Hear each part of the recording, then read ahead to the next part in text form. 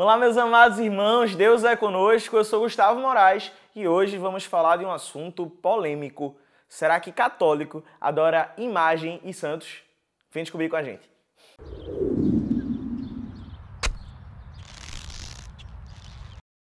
Cara, esse tema é extremamente interessante para mim, porque eu tenho diversos amigos evangélicos, até porque eu, grande parte da minha vida, fui evangélico. Então eu travei diversas discussões sobre esse mesmo tema. E eu lembro de uma muito recente, em que eu conversava com um amigo meu, e ele dizia: Gustavo, é impossível você me convencer de que católicos não são adoradores de imagem. E eu falei: tá bom, vamos lá, posso tentar? E ele disse: pode. Então foi essa a explicação que eu dei para ele, que eu vou dar para você agora.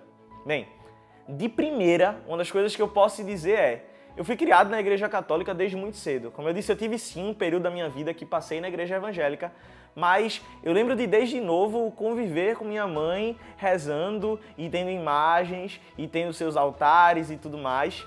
E eu sei que um sentimento que nunca passou pela minha cabeça, um sentimento que nunca teve espaço em meu coração, foi o sentimento da adoração a essas imagens. Sim.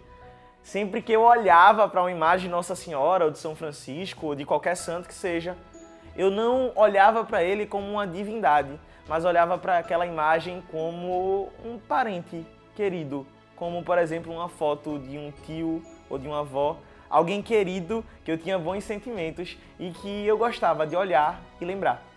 Mas eu lembro bem que quando eu acabei de falar isso, meu amigo olhou para mim e fez: Gustavo, mas Deus proíbe a construção de imagens para adoração.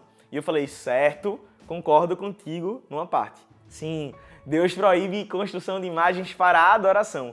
Mas por acaso você se esqueceu de quando Deus falou para os israelitas que eles deviam construir 2 grandes querubins lindos com asas gigantes para se tocarem exatamente onde ficava a Arca da Aliança? O próprio Deus disse: construam essa imagem. Mas é muito comum que hoje em dia a gente fale: mas olha, imagens são erradas e tudo mais, e isso a gente deve a um acontecimento histórico. Foi uma heresia chamada de heresia iconoclástica. Essa heresia que dizia que todas as imagens deviam ser quebradas. Mas a Santa Igreja, num concílio ecumênico, ela decidiu que sim, as imagens elas não são alvo de adoração e não devem ser alvo de adoração. Muito pelo contrário, as imagens devem mostrar quanto Deus é grande. Não tá entendendo? Tá bem, eu vou tentar te explicar melhor isso. É uma coisa muito simples que a gente precisa entender. Vê só, eu acho que todo mundo gosta de testemunho. Isso não só na igreja católica, como na evangélica, ou qualquer lugar que você for, é sempre legal escutar a história de alguém que viveu algo muito incrível com Deus. E Deus transformou a miséria daquela pessoa em algo extraordinário. Não é? Todo mundo gosta. E aí que tá. Esse é o grande lance dos santos. Quando a gente olha para uma imagem de São Francisco, como aquela linda ali atrás, a gente não olha para aquela imagem e fala: meu Deus, como Francisco é incrível, meu Deus, como Francisco é maravilhoso, e a gente começa a adorar aquela imagem. Não é nada disso que acontece. Mas quando a gente olha para aquela imagem, a gente lembra de quem era Francisco. Um jovem que era dado à boemia, que vivia bebendo e que era um cara que só fazia gastar o dinheiro que o pai dele tinha. Era um burguês da mais terrível classe. E naquele momento, Deus ele age com misericórdia na vida de Francisco. E Francisco deixa de ser esse cara para ser um cara que as pessoas olhavam na rua e diziam: eu posso ver Deus nele. E aí que tá. Quando a gente olha para aquela imagem de Francisco, a gente não contempla quem Francisco é, mas quem Deus fez Francisco se tornar. Quer uma historinha para que tu possa entender melhor isso? É o seguinte: imagina que tu tá numa galeria de artes e lá tem várias pinturas maravilhosas. E de repente tu para diante de uma pintura e começa a falar: meu Deus, que pintura bem feita. Olha como as pinceladas foram perfeitas. Olha essa cor, como é vibrante, como é bonito de olhar para ela. E de repente, quando você está falando essas palavras, chega o autor daquela pintura, né, o pintor, e ele diz para você: ei, por que você está falando da minha pintura e não de mim? Loucura, né? Você não consegue imaginar isso acontecendo. E eu vou te dizer por quê. Porque quando você elogia uma pintura, você não fala da pintura, mas você fala do pintor. E aí que tá. A grande obra na vida de Francisco não foi feita por Francisco, mas foi feita por Deus em Francisco. E aí que tá. A gente percebe isso e percebe que sim, logicamente, as imagens elas são simplesmente lembranças dessas obras que Deus fez nessas pessoas.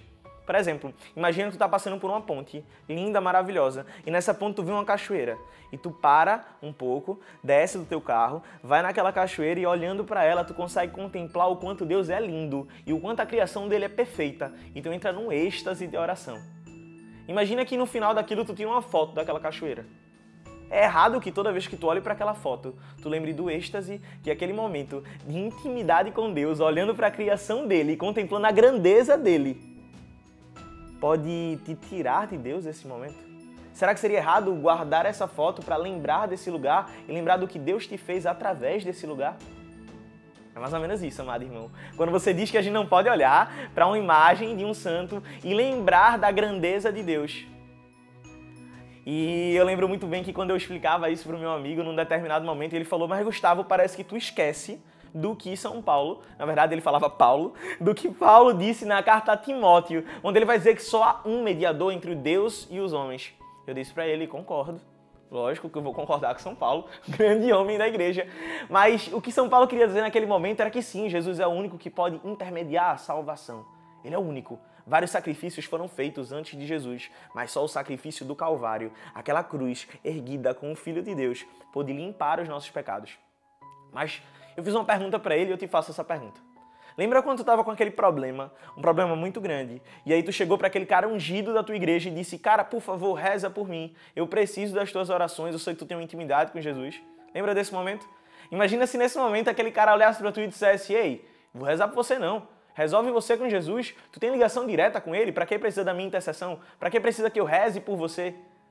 Ah, amado irmão, imagina só, que horror seria se teu amigo ungido falasse isso para você. E é a mesma coisa que acontece com os santos. Sim, porque nós não acreditamos que eles simplesmente morreram e desapareceram. Graças à ressurreição de Nosso Senhor, nós acreditamos que eles também ressuscitaram. E assim como vai dizer lá em Apocalipse 4, 5, 6 e 8, os santos de Deus e os separados, aqueles que viveram segundo a justiça de Deus, não por seus méritos, mas por graça e misericórdia de Nosso Senhor, hoje contemplam a Jesus Cristo face a face nos céus. E se a gente pede intercessão para aquele amigo nosso pecador aqui da terra, que por algum motivo tem um pouquinho mais de intimidade com Deus do que nós, o que falar daqueles que contemplam Deus face a face? Então deixa de besteira. Pede a intercessão daqueles que estão ali coladinhos com Jesus, porque Nosso Senhor nos presenteou com a família. E ter uma família no céu não diminui Nosso Senhor, muito pelo contrário, só aumenta o tamanho da sua graça e da sua glória. Então usemos desse presente que Nosso Senhor nos dá. Há amigos lá no céu esperando para rezar por você. Então pede a intercessão dele. Fica com Deus. Deus é conosco, meus irmãos.